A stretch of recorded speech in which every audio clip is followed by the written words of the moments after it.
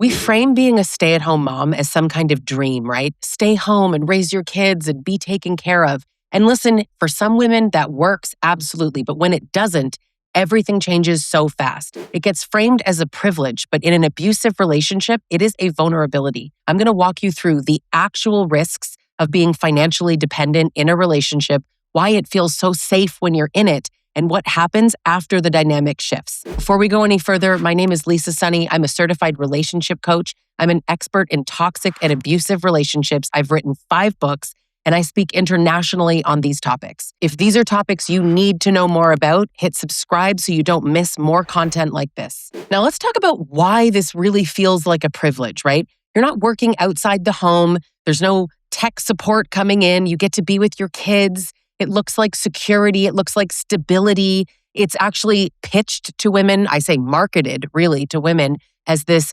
privilege that you get to live this soft life, and it's nurturing and it's what you were meant to do. It's this 1950s feeling. And some women really love that because it's marketed to us that way.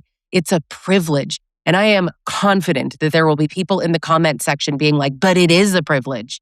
Yeah, it's a privilege until it's not. I know that we get told that this is the ideal, right? It gets romanticized and praised, and you feel lucky, chosen. You feel like you got yourself a provider man, and this is what he wants, and you get the privilege to raise your babies.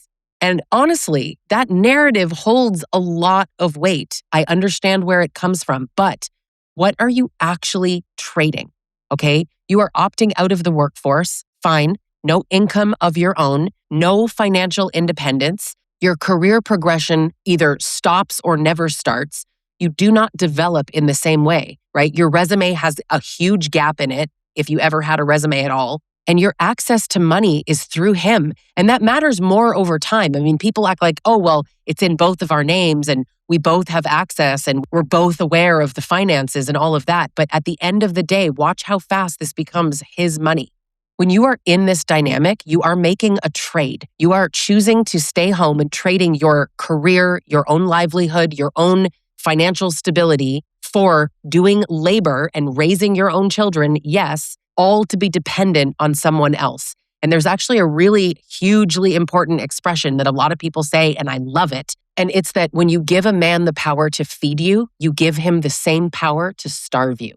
And everybody says it would never happen to me. No, my husband would never. I have things set up differently. And honestly, if you do, good for you, but be smart about it. You know, one thing I feel really compelled to say here is this actually isn't about me. I have never been in the role of stay-at-home mom, and I did that strategically for a reason. I knew in my case it would not work out to my advantage. So that was not a decision that I made. Women can make whatever decisions they want. So many women say, you know, everyone's a feminist until women make actual choices that don't create independence. You can go ahead and be a stay-at-home mom, but let's listen to the women who've done it. Listen to the women who have seen the outcomes. I sit across from women every single day, all day, listening to how their lives have completely fallen apart because they have been stay-at-home moms. The truth is, nothing feels like a risk when things are good, right? You don't feel dependent when he's handing you the card and you can freely buy groceries or spend what you need to. You don't question it the same way, right? You trust the structure that you're in. But that's when the risk is invisible, right? So nobody prepares you for what happens after. Everybody thinks it would never happen to them. There is not a single victim of abuse or survivor of abuse that said, I absolutely knew when I met him, this is what it was going to turn out like. Everyone is shocked when it happens to them. And yet there are women making videos and educating other women on what to do if you're going to do this, how to do it in a way that makes sense. I'm here to really share what the risks are of doing this because there's a change that kind of exposes everything. When the relationship starts to fall apart, you'll notice the income is suddenly not shared the same way, right? Access to money becomes controlled, assets get hidden, control is right there and it gets minimized, right? You hear things like, well, you didn't work. You hear things like, I mean, that's my money. Or suddenly all of the bank accounts have no access. He takes your cards, you have no login information, all the passwords got changed. And then what? Well, I think that you deserve $2,000 a month. That's all I'm going to give you. And meanwhile, like, how do you pay the bills? What about the house? He's moved out and now what? You're left with all the bills and no method to pay it because you thought that he would never do this to you. I find it so interesting because we talk about the value of being a stay-at-home mom, but I can't help but notice that suddenly there's no value when she's getting a divorce. She supported his career. She took care of everything at home, raised his children, kept his house, did the laundry, did the dishes, all the things. And let's give these guys a little bit of credit, right? Maybe they took the garbage out and mowed the lawn, took the car to get an oil change, all those things that men claim are so big and important. But everything that you've done suddenly has no financial value at all. You didn't work, you get nothing. Abusive men who are getting divorced are all screaming about child support and alimony. Alimony is paid in less than 10% of divorces. They are afraid of alimony like the friggin' boogeyman. There is more outstanding child support than there is paid child support. Child support almost never actually covers all of the costs, and men are pitching it like women are benefiting from divorce, despite all the studies that actually prove that women do not benefit from divorce, nor do they benefit from marriage. But when you ask men, they're like, women benefit. They absolutely do. They get the house, they get the car, they get the kids, you mean the kids that the men didn't fight for, and the alimony that's actually not being paid, and the house that had to be sold that nobody lives in anymore, more often than not. They go off these tropes and myths and stereotypes instead of actual reality. When you find yourself in a situation where you have been financially dependent and suddenly you're getting a divorce, whether you're choosing the divorce or he's leaving, that's not even the point.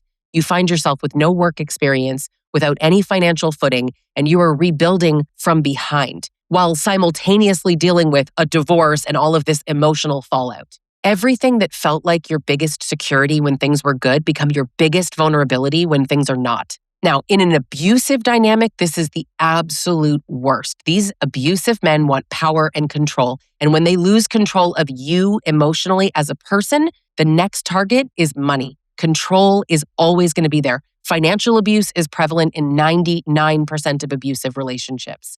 That becomes their leverage, and your dependence gets used against you. Leaving becomes harder, if not impossible. I see comment after comment and client after client who says finances are the reason that they are stuck. They're not emotionally attached. They're not trauma bonded. They would leave if they had the money. Money is one of the best ways, the most effective ways for an abusive man to keep their victim close and dependent and under his control. You might wonder, if this didn't happen to me, what the hell am I so angry about? It pisses me off to watch abusive men exploit the labor of women and exploit the goodness of women who have given to their families to end up being told that they have no value. And the truth is, if you think, oh, she's just some angry woman, why wouldn't any person be angry at this happening? That doesn't even make sense to me that a person wouldn't be angry. When you really think about these topics, if you're not angry, I have to ask you why. Women who are trying to leave are thinking not just about leaving. They're thinking about their own survival, not just the separation. And he knows your position. He knows that the gap of where you are is like financial destitution, homelessness, all kinds of financial fears, how you'll support yourself. And everyone's like, well, get a job. If you haven't had a job for 15 years, even if you had a job back then, even if you have a college degree, that doesn't mean you're going to get a high-paying job that will support you. It takes time to rebuild that. And obviously, if people are getting divorced and you used to be a stay-at-home mom, yes, those are your next steps. Absolutely. But to act like you can just pop off and get a high-paying, over six-figure job like that, that's insanity. And all of this shapes your decisions. You stay longer, you tolerate more because the cost of leaving is higher. And that is where his power is. And you feel it. So there's this contribution that gets completely ignored, right? Raising children, that's work. Managing a house is work. Supporting your partner is work. Making the appointments, running kids around like a chauffeur, a chef, a nanny, all of the things that women do, but it's almost always barely recognized legally or financially, especially in conflict, especially in divorce, particularly with someone who is so good at minimizing you. You can rarely rely on fairness, right? He's not going to acknowledge it. An abusive man is going to downplay every contribution you have made, but you'll see this when things are falling apart. I want to really challenge something here. These men that want stay-at-home wives, let's challenge this. Like, not all men, right? But let's pay attention to the men that push for that. Because sure, it's nice to have. Don't get me wrong. I understand why men push for it. Who the hell doesn't want a stay-at-home wife? I want a stay-at-home wife. We all do. We know the benefits of having a person to support you and support your life. But the men that push so hard for it, it gives them leverage. You don't have your own income. You think of something like the article that Chuck Derry wrote, and he describes all the benefits of why men are abusive, benefits that men themselves have specifically articulated. Many of those things have to do with control and money. If you don't have your own money, you can't leave. And many of them admit that in plain language, out loud, in crystal clear words. This is not women on the internet just making things up and making assumptions. These men are saying it out loud, and we need to be listening to the words that they are saying. Even the covert ones, right? You don't have your own footing, your options are completely reduced, and all of this is going to change your behavior. You question yourself more, and you don't leave. Women like this stay because they are so afraid of what's going to happen next. You don't think that you questioning yourself and worrying how you're going to live is a benefit to him? It's easy to maintain control in a structure like that, and that's ultimately what he wants. When a man already has controlling tendencies, and then this happens, he wants to leave or you want to leave, this is where things get especially dangerous. What happens when you're no longer useful, right? You're serving the role, you're the wife, you're the mother, you're doing his laundry, you're doing things, right? You're running the home and supporting him, and this works for him. What happens when you don't play that anymore? When you step out of that role, watch how fast he changes, right? If you want more, if you want better treatment, if you want to have a happier life, he is furious. And a lot of men will say the most ridiculous things like women are just choosing their own happiness, right? Women are sacrificing their families for their own happiness, and men are sacrificing their own happiness for their families. That's a wild take. Now, I've made videos on that specifically, expanding on why that's absolutely crazy. But women choosing happiness over their families, women are choosing happiness, and in this case, these men mean divorce, over being abused, over being treated poorly, over being held hostage in your own relationship. Being happy is normal. Everybody deserves to be happy. So to say that women are choosing happiness like they have the audacity to be happy, that's normal. You should want happiness. And if a man expresses that to you and loves that little garbage saying, that's a lot. That says a lot about a man like that. That speaks volumes. Listen to men when they're speaking, okay? Because they're telling you a lot. In a divorce, your value is getting reevaluated and suddenly you're not contributing, right? Everything you did doesn't matter. You didn't earn any money, so who cares? What women don't realize until it's honestly too late is that you thought you were building a shared life because you didn't think about separation or protection. You didn't think about what to set up for yourself. You don't think about what's going to happen if it ends because you trust him. You trust the relationship. You don't plan for the worst. Most people don't. Men and women, in any scenario, most people are not planning for the worst. So when it happens, you are unprepared and you are exposed. And this is when things become the most clear.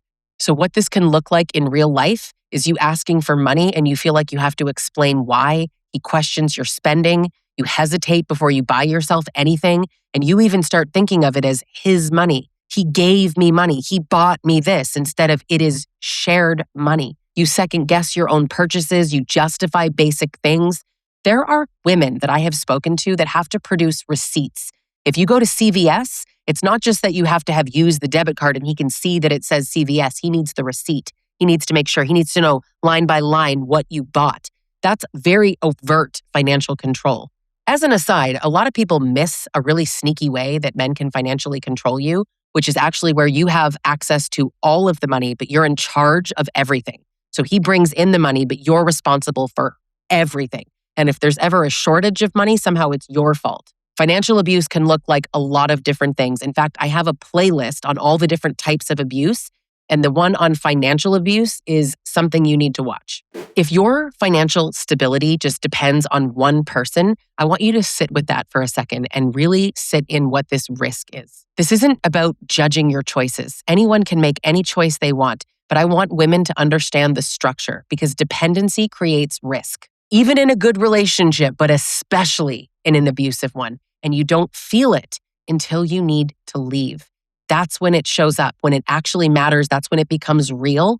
And that point is too late. No one is ever going to convince me that being a stay-at-home mom is a privilege. It is a sacrifice that many women make. All respect to stay-at-home moms. It's one of the hardest jobs in the world, and partly why I never wanted to do it myself. For some women, being a stay-at-home mom works out perfectly, but for so many women, it is a nightmare that they did not expect. So don't put your focus just on what feels good now. I want you to look at long-term positioning, look at your access to money, look at your own ability to financially support yourself, look at your options, and really think about what would happen if things changed. Stay grounded in that. That's what's going to protect you, and I think that's what matters. Women don't feel the risk while they're being taken care of. They feel it the second they need to take care of themselves. Hit subscribe if you haven't already, and if you are in this situation, you can work with me in one-on-one sessions or join any of my group coaching programs that help women rise and rebuild, get out of these relationships, become completely independent. Thanks for watching, and I'll catch you in the next video.